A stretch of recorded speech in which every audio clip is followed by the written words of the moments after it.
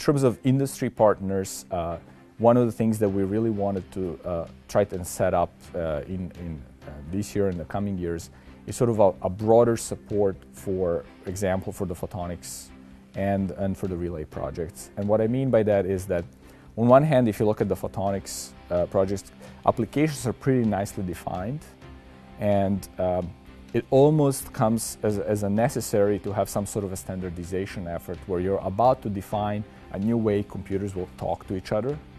And therefore, everybody has to sit down around the table and agree that these are the set of protocols and technologies that will be used for that, given this new paradigm shift in the change. And I think both Rajiv and I were talking about it in terms of MIT has always led a lot of initiatives, and this would be one perfect thing that MIT could lead again within CIPS, which is Center for Integrated Photonic Systems in RLE.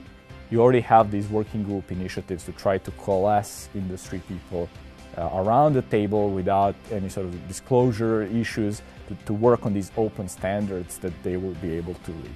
With our insight into the technology and early demonstrations, we believe that will help shape that way. And then enable not only a single player industry player to capitalize on the technology, but really more broadly increase the adoption.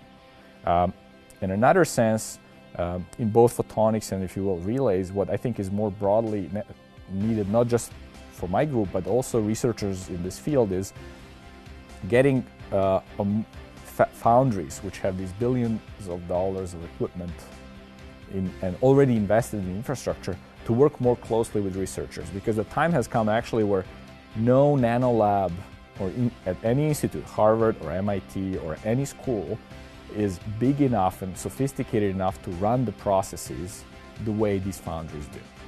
So it's kind of going the reverse, where researchers would benefit hugely by having a footprint like we're learning with Micron right now, or with Albany Foundry, which is also part built by IBM as well.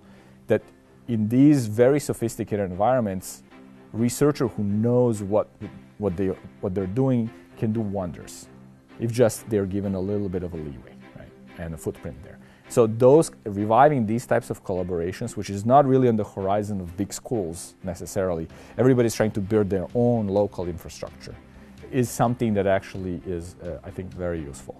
Foundries as infrastructure hubs are very sophisticated. There's sophisticated processes developed, sophisticated machinery. They're all targeted toward a specific process recipe that internal companies, engineers have been developing and really fine-tuning. And because of that huge investment and sort of the throughput that they're making, they're very narrowly focused on the next generation of that exact device of that process. They have very low bandwidth to explore alternatives, in fact.